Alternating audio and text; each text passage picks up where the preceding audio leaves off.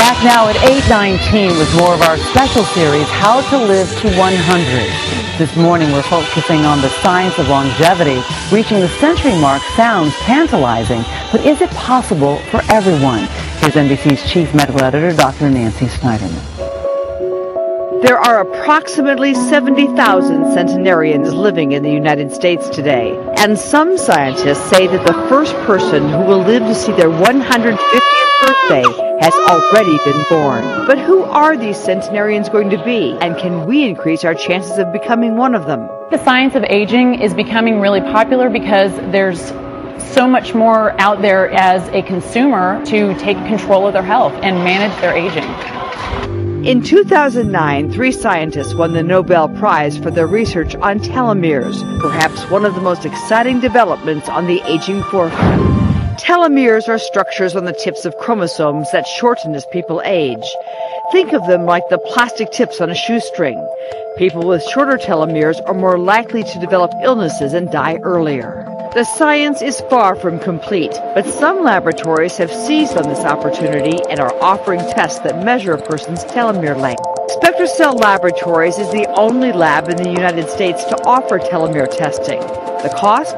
$290. It can serve as a wake-up call for some people. It's a measure of how well you are aging on the inside.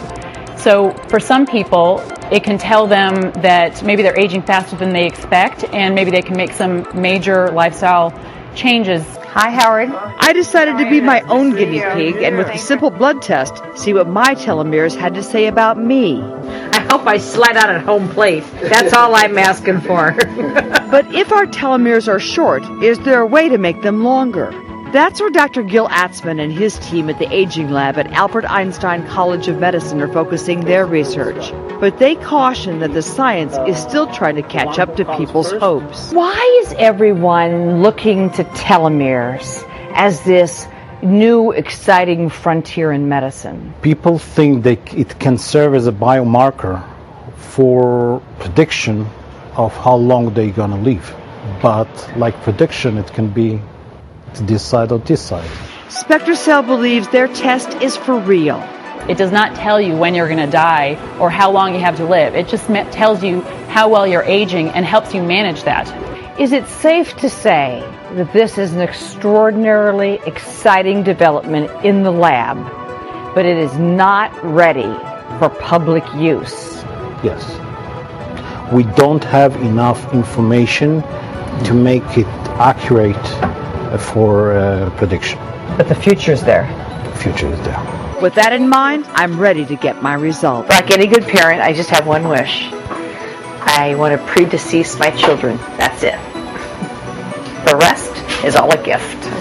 That's true. So how did she do? Well, Dr. Tanya Benenson, an internist and chief medical officer here at NBC Universal, is here to give Nancy her results. Good morning. Good morning, Tanya. Ready? So, Tanya, you don't know what the results are, and so we're going to put them up on the monitor as you explain, Tanya, how Nancy did. Okay, here we go. All right, so Nancy is the red box, and the black line is the average telomere length per age. So if you look at her box and you track it over to the green dot, that's her actual age based on her telomere length. So I'm 70 right now, even though I'm 59. I'll make you feel better.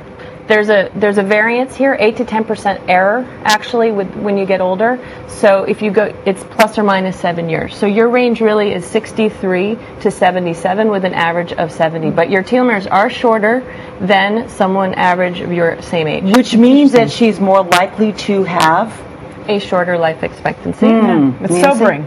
Well, I think look, it's a variable. I could get hit by a bus this afternoon. Please don't. But thank you.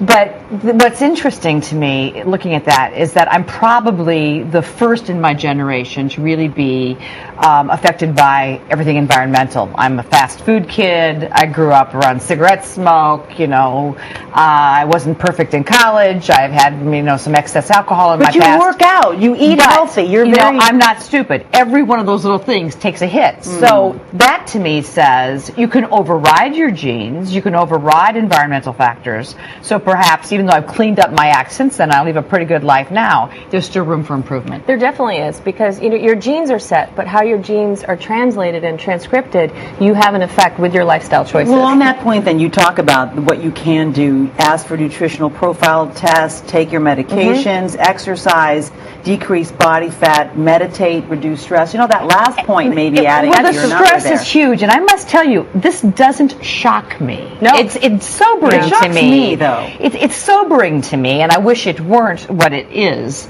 But I can't tell you that I'm absolutely shocked. I expected to not get a great result and to sort of tell myself to get my act together. Okay, but does that mean, the question Sleep, is, for $290, stress, work. anyone can have this test.